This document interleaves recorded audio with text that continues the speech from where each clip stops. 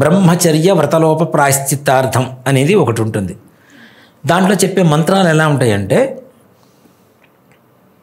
నిలబడి మూత్ర విసర్జన చేయకూడదు, నిలబడి ఏవి తాకకూడదు, అలాగే తల్లి దగ్గర కూడా ఆ రోజుతోనే ఉపనయనంతోనే తల్లి వడిలో కూర్చోవడం కూడా చివరి రోజు. ఓకే. అలాగే ఎంగిలి తినటం, ఆడపడుచును కూర్చోబెట్టేసి విస్తర్లో కూర్చోబెట్టేసి ఇద్దరిని ఒకటేసారి తినమని చెప్తారు దాన్ని. ఓకే, అక్కడ కూడా ఎంగిలి తినడం అనేది అదే ఆఖరి రోజు. ఎంగిలి తినడం కూడా బ్రహ్మచర్యంలో ఇదే. ఓకే. అట్లాగే మంచం మీద పడుకోవడం కూడా బ్రహ్మచర్య వ్రతంలో లేదు.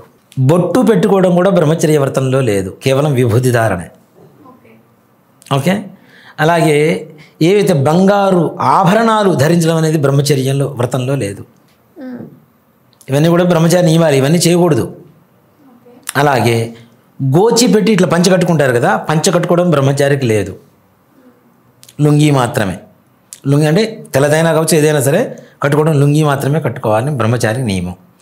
కాళ్ళకి చెప్పులు వేసుకోకూడదు, ఎక్కడ పడితే అక్కడ కూర్చోవడం, ఎక్కడ పడితే అక్కడ అందరిని ముట్టుకోవటం ఏదైతే ఉంటుందో ఇవన్నీ కూడా చేయకూడదు. వక్క పలుకు తినకూడదు. ఓకే. ఇవన్నీ బ్రహ్మచారికి ఉండాల్సినటువంటి నియమాలు. మరి గృహస్థుకి ఇక్కడ పెళ్ళికి ముందు ఏం చేస్తామంటే స్నాతకం అని చెప్పి చేస్తాను నాన్న. స్నాతకం, స్నాతకం అంటే ఏంటి? ఒక సర్టిఫికెట్ ఇస్తారు కదా. ఇప్పుడు కాలేజీలో స్నాతకోత్సవాలు చేస్తుంటారు కదా, తెలుసా? స్నాతకోత్సవం అంటే ఇప్పుడు డిగ్రీ పూర్తయింది నాన్న, ఈ నల్ల కోటు ఒకటి వేసేసి టోపీ పెట్టేసి సర్టిఫికెట్ ఒకటి ఇస్తారు కదా, ఇంగ్లీష్లో ఏమంటారు నాకు తెలియదు అది. ఓకే, స్నాతకోత్సవం అంటారు దాన్ని.